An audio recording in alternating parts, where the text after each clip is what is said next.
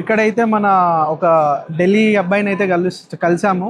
So అతని మాటల్లో తెలుసుకుందాం అసలు ఇక్కడ రియల్గా ఫ్యాక్ట్. మనం బయట సోషల్ మీడియాలో కానీ మన పొలిటీషియన్స్ కానీ ఆపర్చునిటీ కార్డు అది ఇది జర్మన్ వస్తే చాలా ఆపర్చునిటీస్ ఉన్నాయి అది ఇది అని చెప్తున్నారు. బట్ ఇక్కడ నిజంగా ఉన్నాయా లేదా?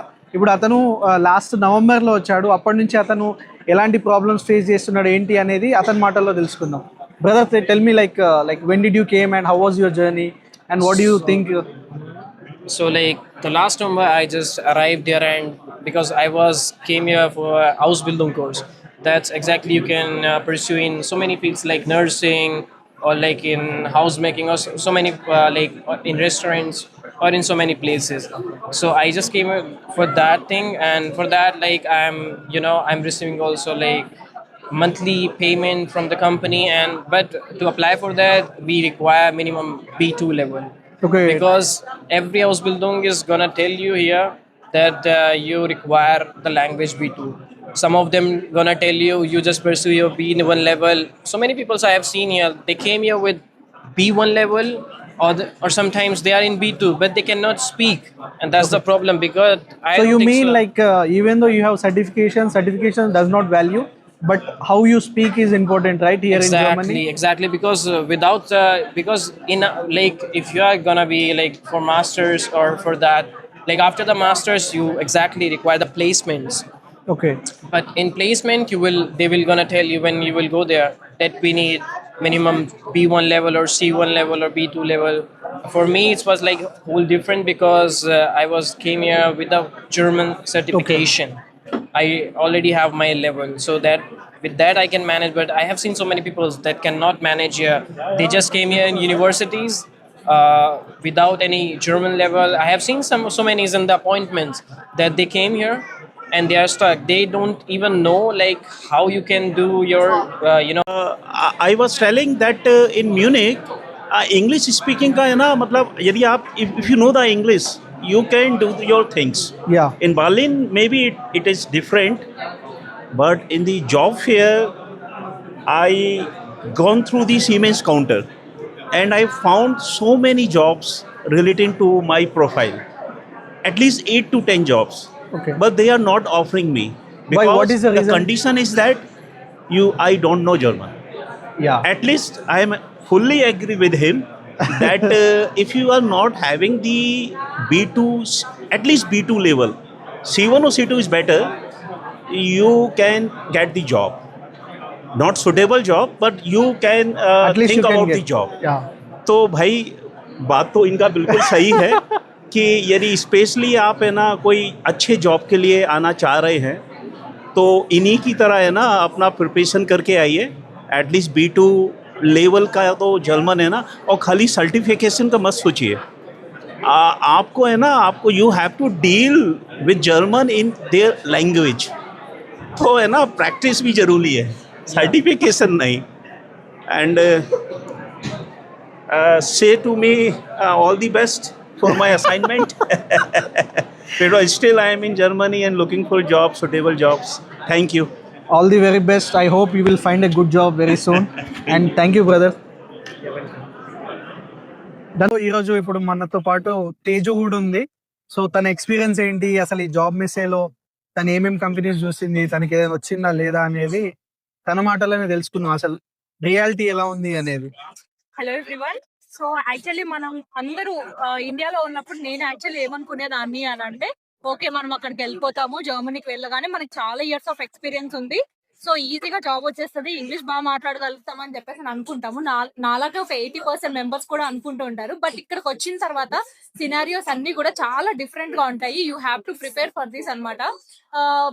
అంటే లైక్ మనం జాబ్ ఫేర్స్ కి వెళ్తాము, అక్కడ ఇంటర్వ్యూస్ ఇస్తాము అన్నట్టు ఉండదు. ఇక్కడ ఎలా ఉంటుంది అని అంటే, మీరు ఎన్ని ఇయర్స్ ఆఫ్ ఎక్స్పీరియన్స్ ఉన్నా, మీకు మాస్టర్స్, డబుల్ మాస్టర్స్ మీరు ఎన్ని చేసినా గానీ without the German language they won't consider at all అనమాట. ఇది మాత్రం మీరు బాగా గుర్తు పెట్టుకోవాల్సిన విషయం.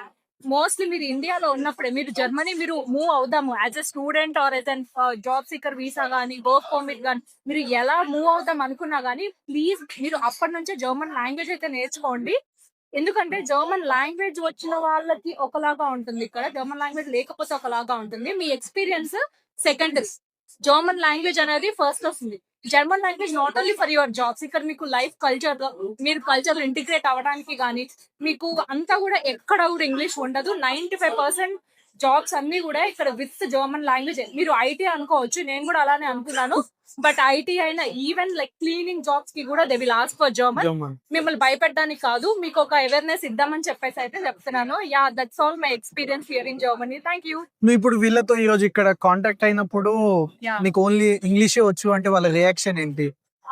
అంటే ఇంగ్లీష్ వచ్చంటే sorry we are just looking for the person who can talk like B1 అంటారు. అంటే వాళ్ళు నీ ఎక్స్పీరియన్స్ స్కిల్స్ అది అడుగుతున్నారా లేదా ఫస్ట్ అడిగే క్వశ్చన్ ఫస్ట్ ఏంటి? అడిగే క్వశ్చన్ అయితే వచ్చేసి జర్మన్ లాంగ్వేజ్ మీకు వచ్చా లేదా అంతే. ఓకే, అదే క్వశ్చన్. ఆ తర్వాతే మీకు ఎక్స్పీరియన్స్ ఏంటి, మీరు ఏం చదువుకున్నారో అని అడుగుతారు.